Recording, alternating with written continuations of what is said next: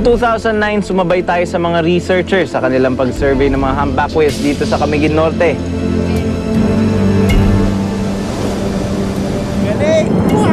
Noong 2010, sumali tayo sa kanilang misyon.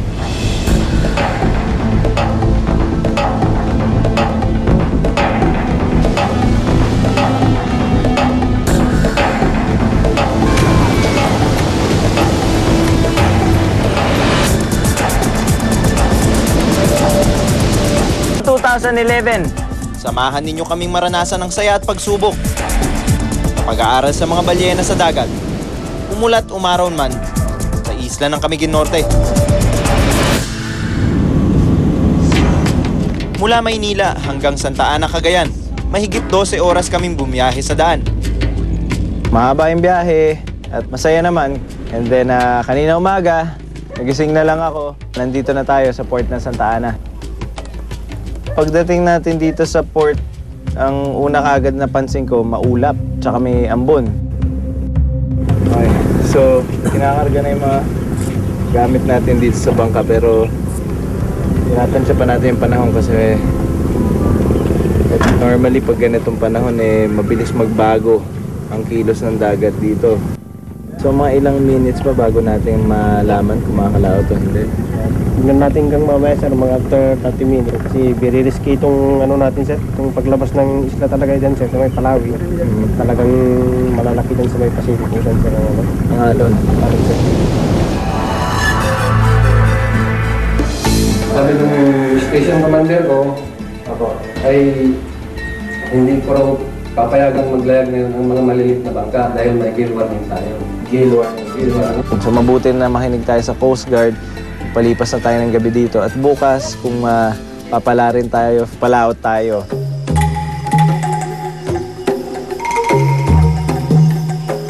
So, sakto, nung pagdating natin doon sa port na Santa Ana, natsyempohan natin yung tinatawag na supermoon, yung pagkalaki-laking buwan, na the last time yata nangyari was 18 years ago. Sabi nila, yun daw yung pinakamalaking manifestation ng full moon. At sabi ko, uy, good sign yan. Pwede na yan, makakalaot na tayo. And true enough naman, awa ng Diyos, napayagan tayo ng Coast Guard, pumalaot tayo. Although medyo maalon pa rin.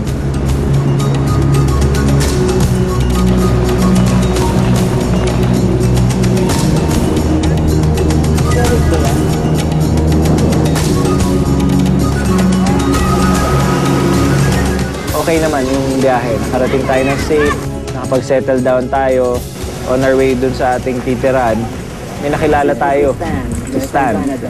And it turns out na he's an expert sa mga bubuyog and he's here helping yung mga local communities para matuto sila ng sustainable way of farming honey. Alright, take it easy. Have a nice day, sir. Okay. Bye.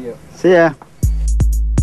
Kainaman naman doon sa tinitira natin ngayon, may malaki siyang sala na kinonvert natin to mini headquarters after natin mabuo yung. We proceeded into planning kung ano yung mga susunod nga magiging hakbang ng team.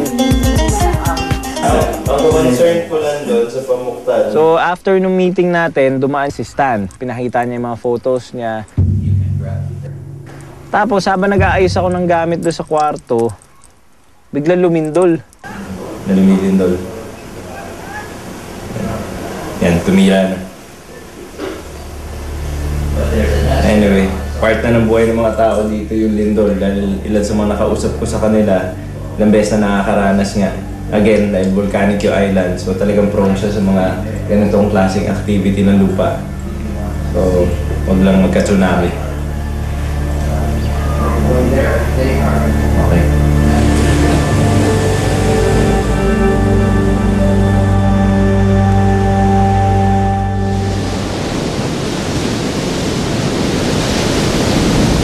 Pagputok ng liwanag, larga agad kami para maghanap ng balyena.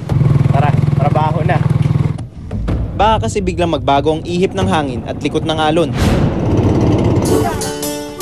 Noong isang taon, daan-daang dolphins ang sumalubong sa atin.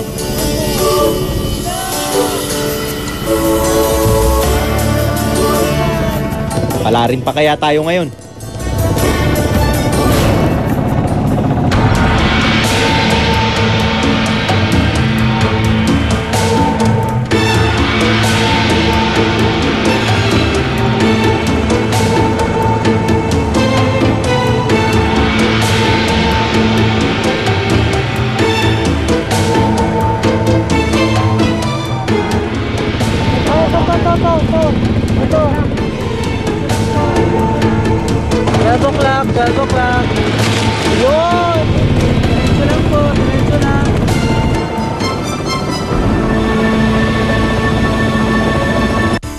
program is being brought to you by EO Executive Optical, the Generics Pharmacy, Amigo Segurado Spaghetti and Macaroni, and Silver Swan Soy Sauce.